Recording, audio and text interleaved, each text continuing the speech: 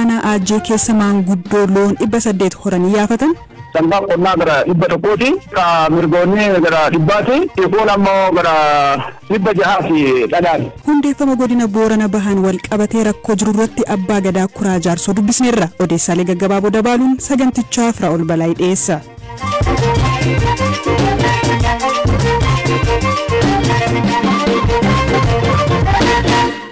Biyyoota gamtoomanitti koomishiniin mirgoota namoomaa qoratu gabaasa kaleessa baaseen waliigalteen nagaa waraana dhaabuu baatii 10 dura taasifameen boodallee sarbamni mirgaa Itoophiyaa keessatti akka itti fufetti jira jedhe.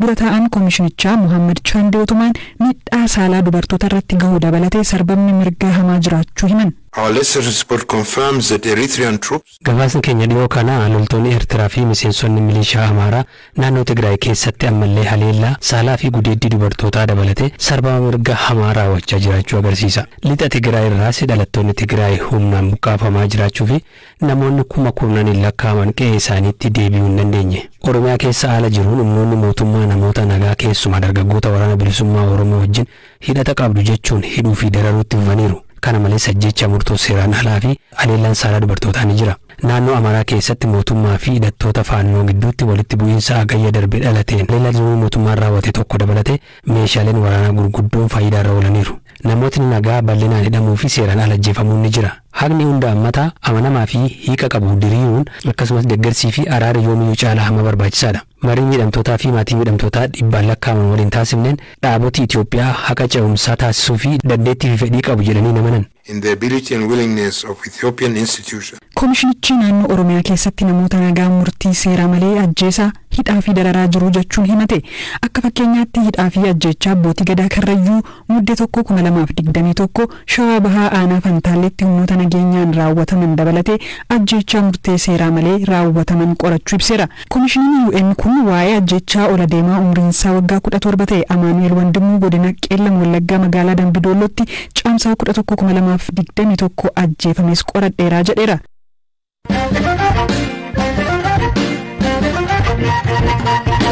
Odeessa aanuuni hundeeffama godina Booranaa Bahaatiin wal qabatee rakkoo uummata godina Booranaa fi Gujii gidduutti dhalate ammallee yaaddoo ta'uu jiraattonni godinichaa dubbatu. Keessattuu iddoo rakkoon kun baay'inaan keessatti mudatu aanaa Goorodoolaati. Gaaffiin gama Gujiitiin ka'u waan lama yoo ta'u, tokko aanaan Goorodoolaa Boorana Bahaa jalaa maaliif galee kan jedhuu fi lammaffaan dhimma magaalaa Nagelleeti. Magaalaan waggaa 21 darbaniif teessoo bulchiinsa Gujii ture. Nagelleen akka deebi'uuf gaafatu warri Gujii kun warri Booranaa ammoo magaalaan duraanuu kan Booranaa taate deebi'uufitti guddoo gammadan. Kun lamaan ammoo uummata jidduutti komii kaasaa jira.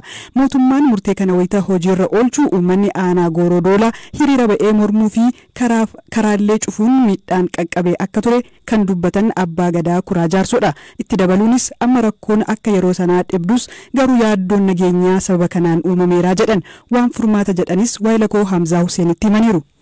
Karaan yeroo addaatti karaan cufamee ture konkolaataas karaa gubbaatti gubaa turani sodaa kanirraa kan ka'e uummatni karaa sun imaluu sodaatetti karaa amma baalee roobee sun gara biyyaatti gara Finfinneetti imalan karaa sun yaa'anii sodaa ammaa ta'ee turani dhugaadha rakkoon sun turte.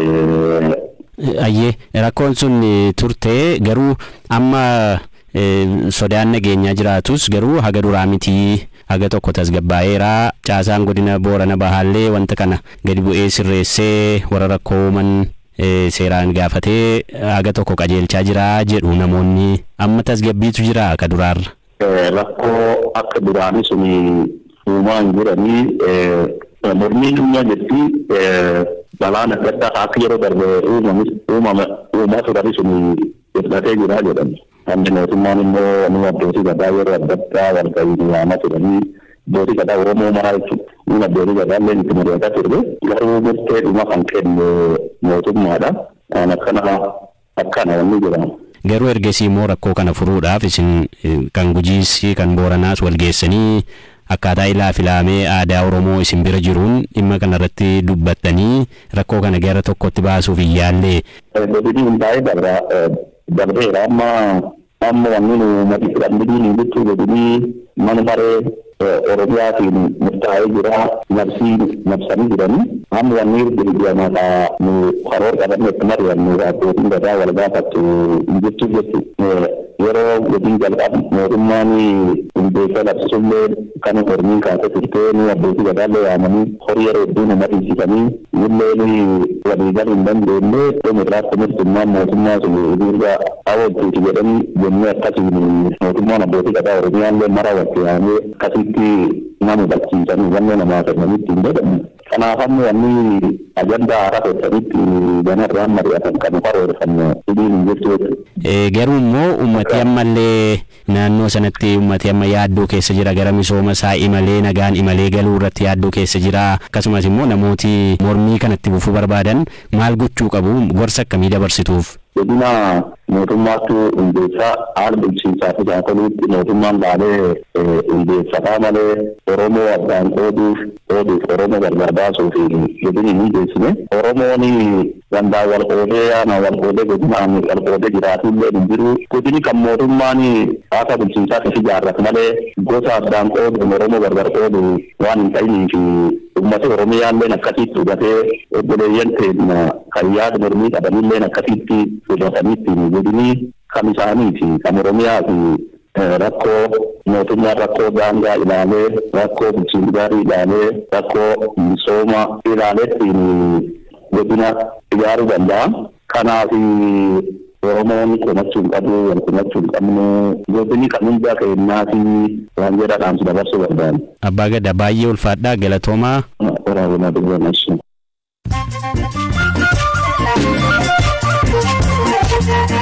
Dhaggeeffattoota keenya amma immoo odeessaalee gaggabaaboon isinitti hima. Aanaa Saxxammaa ganda Sattaatti bishaan laga Gidoo jedhamu guutee guyyoota 3 darbanitti lubbuun jiraattota 3 darbuu jiraattonni himan.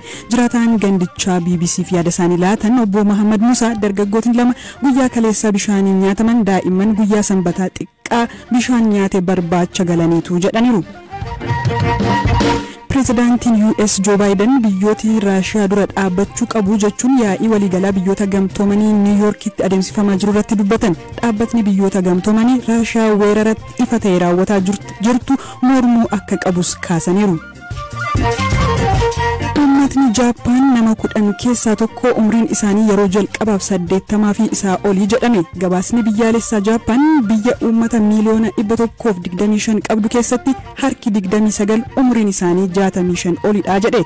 Jaappaanitti lakkoofsi daa'imman dhalatanii xiqqaa gatii ta'eef namootni umriin diraaganiif tajaajila dhiyeessuun rakkisaatti ta'eera. Qondaaltonni waraanaa US xiyyaara waraanaa F-35 jedhamu barbaadaa turan caccabaasaa arguu himan. Guyyaa dilbataa erga paayilatiin xiyyaaricha keessaa bu'uun lubbuu of oolcheeti lafa jettiin bu'e baruuf deeggarsa uummataa gaafataa turani. Amma aangoonni waraanaa baadiyyaa bulchiinsa Williamsburg keessa caccabaa xiyyaaraa kana arguu ibsaniiru.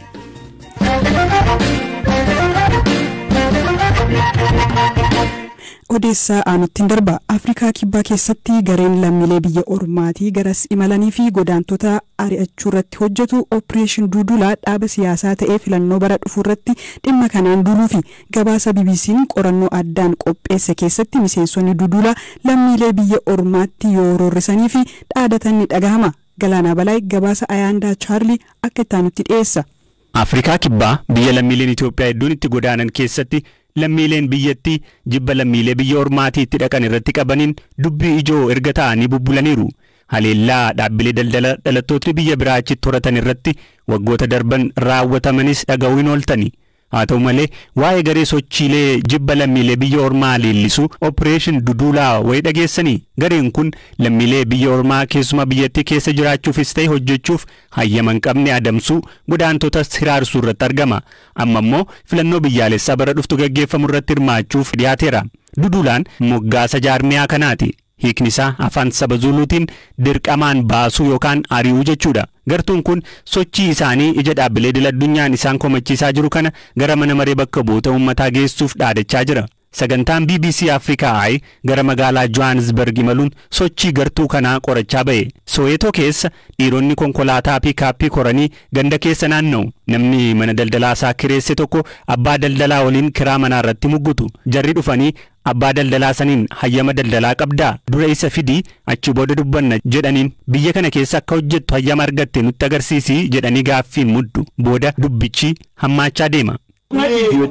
Yoo nu kabajuu baatte sireemna. Uleen kun sitti mul'ata kan sodaannu akkasitti hin fakkaanne. Abbaan dukkanaa Mozaambiik irraa garas imale hayyama jireenyaa agarsiisuu waan hin dandeenyeef dukkana isaa keessaa akka ba'u godhame. Gaazexeessituun BBC Afrikaa torban lamaaf sochii garee dudulaa viidiyoon waraabaa baate booda garee kanatti dhiyaattee qaama mootummaa gocha kana raawwachuuf gaafatama qabu waan hin taaneef mirga isa ari'uu eenyutu isinii kennee jechuun gaafatte. Nuyi lammiilee biyyaati bara. As jiraachuun mirga kooti. Hayyama konkolaachisummaa nan qaba. Gareen keenya garee seeraan alaa yakkaa adabuu miti. Gareen kun godaantota seeraan alaa biyyattii keessa jiran biyyaa ari'achuu barbaada. Haati miseensa garee kanaa taate tokko warra biyya ormaa nan jibbaa jechuun sababa ishee himatti. Warra biyya biraatii dhufanii nan jibba. Mootummaan homaa nu gochaa hin jiru.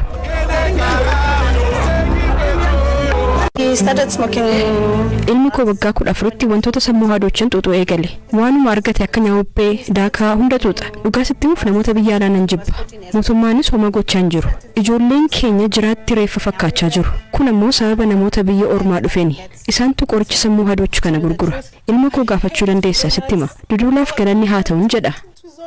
Leellistootni duula kanaa kan guddanne bara apartaayidii keessa yeroo santu isa ammaarra wayyaa jedhu. Ani Miikeel Johannesburg keessatti daldaltoota godaantota ta'an gargaarti. Warri kun rakkattoota warra jajjabootti roorrisuu mannaa warra kana mankaraarsuu jetti. Johannesburg keessa walgahii gareen kun gaggeessurraa namootni hirmaatan gammadoodha. Warra biyya biraatii nutti dhufe boba'aa binnee itti firfirsinee gubna fa'aa jecha yoo dhaadatan dhaga'amu. Miseensonni sochii kanaa gartuun kun dhaaba siyaasaa akka ta'u sagalee guutuun deeggaran. Zaandel Dubula pirezidantii paartii kanaa taatee filatamteetti. Sochiin isaanii kun jibba miti jedhamee gaaffii BBC irraa dhiyaateef deebii ni kenniti. Asitti wanta lafarra jiru hubachuun irra jira. Rakkooleen hedduu amma keessa jirru sababa lammiilee biyya ormaatii nutti dhufanii mudatan. Haala tokko tokko keessatti hammaachuun sirra jiraata. Hokkoran jajjabeessinu namootni akka hiraarfamanis hin feenu. Garuu ammoo boqonnaa wayii irratti jabaannee itti deemna.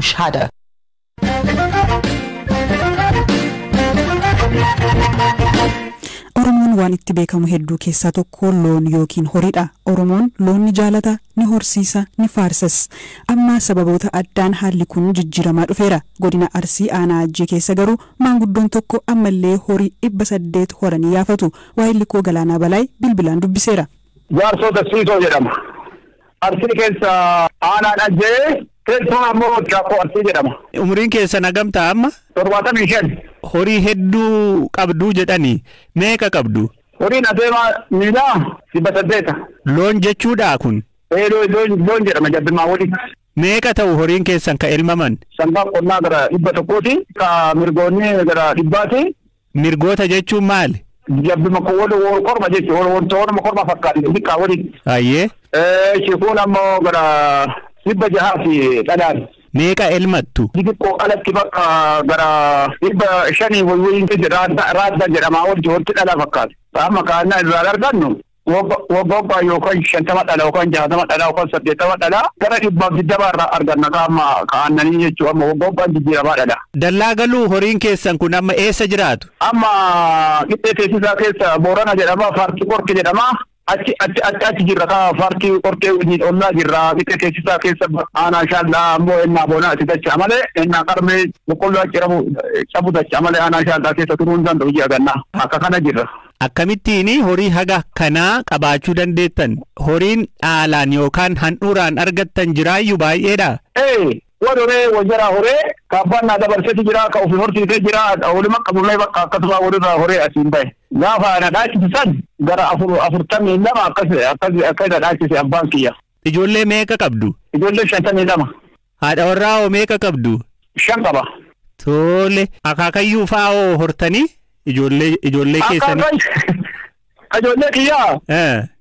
Sammuttuu qabatee jiru gara nama dhibba achiiti yoo gara nama dhibba shatamallee ta'uu akaakayyuu ta'uu walitti dabale kun kiyya uumaa kiyya jecha malee isa herreegee hin hindee. Maatii guddaadha jechaadha. horii hamma kanaa hin qabdu maal ittiin gootu namni amma aannan fa'a dhadhaa fa'a namni dhufee isin biraa fudhataa tola namaa kennitu kennina aannan namaallee kennina Iseni dhugaa keessummaan dhugaa itti fayyadama ganti buluun akkatti fayyadama shaladaan hin baa sun ajjeerra oola katabaa keessa oola dhadhaan awwanne baabuu qabbuusee torbaanii gabaarra oolchee akkatti itti fayyadamanii kaan mana kaanii nyaatumaa. Horii keessan tiksee meeqatu tiksam? Loon tiksee nama torba tiksa. Magaalatti mana jaartanii hoteela fa'aa jaartanii qabdu? Ijaareedha ajjee irratti tarakaanni kuma achi qabaa kaan bunna bitti ijaaree itti fayyadamaara kaan fooqii kaasee amma darajaa lammaffaa kaasuuf sangi yaaseera amma. Magaazina kuusa allee duuki dhibba furii ijaaree magaazina kuusa akkasitti qaba ajjee keessaallee. Qonna sin qottuu miti? Qonna qota'e sirri qota. Sangaan qottu moo tiraaktaraan qottu sin amma horii baay'ee qabdu? Tiraaktara keessadhee bakka adda shaandaakaa facaasaa marmara sangatti qota. Sangoota dhibbaa ol qabduumi? Dhibbaa ol qaba kaan namaa kennee kaan firaa kennee kaan maatii kiyyaa qootee. Ayyee. Lakkoofsaan kiyyaa haa ta'u malee nama baay'ee fayyadama.